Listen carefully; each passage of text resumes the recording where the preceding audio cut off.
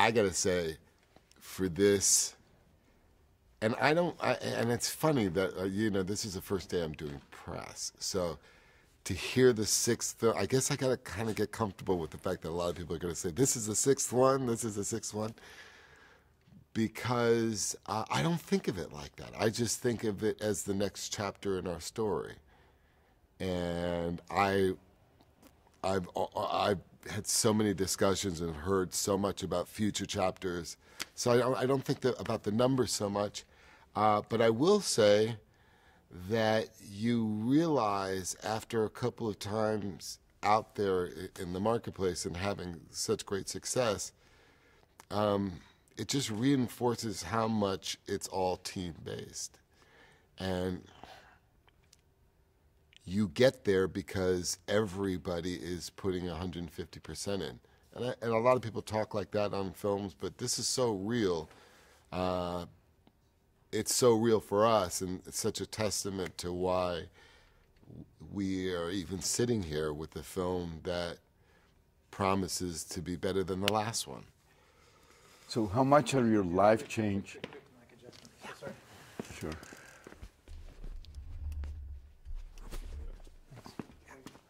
How much has your life changed since 23 years ago when you had that short and you showed it, and it was, it got great, it was very well received?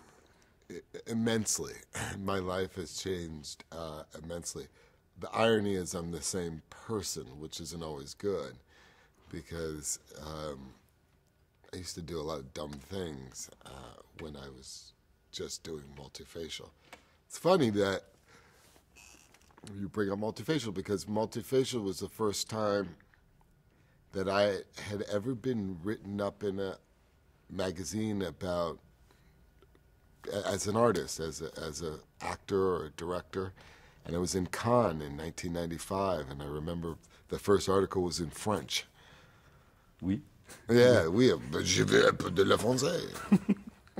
So, in this case, why do you think this film is so successful? In a way, may I say something? Like, I think it is because it's not the typical boring story about middle-class people that are very safe in an environment, and they're more risky and they're outlaws in a way, but they're also very attractive. Mm-hmm, mm-hmm.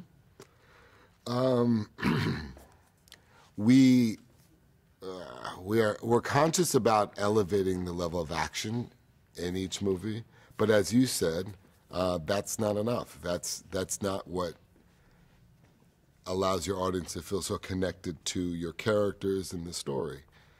I would like to think that what sets us apart from other action films is that dedication to story and the fearlessness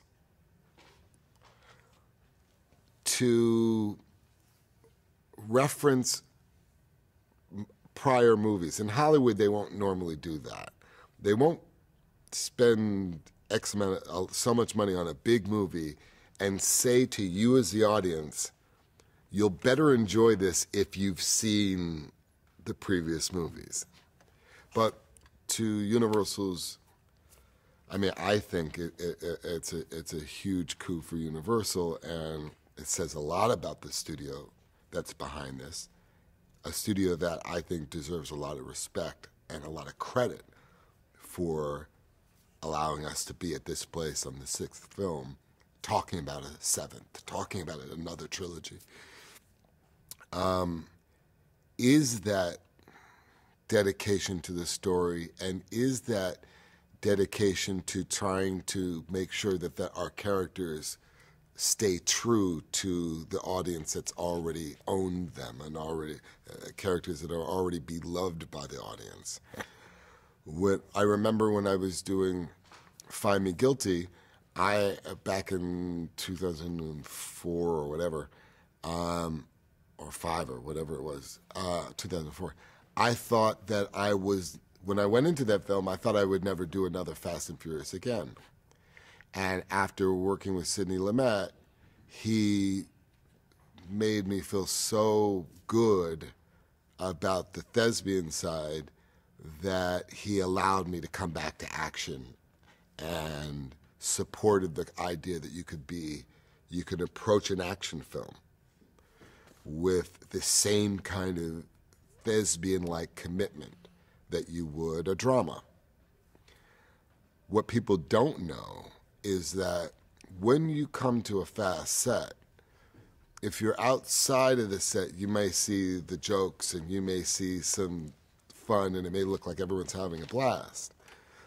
But when you step onto the set, it's as intense as the English Patient. It's as intense as any other drama. And each person is trying to literally be the best that they could be in their representation of their characters. I think that's why we have kind of gone out ahead of the status quo of action films.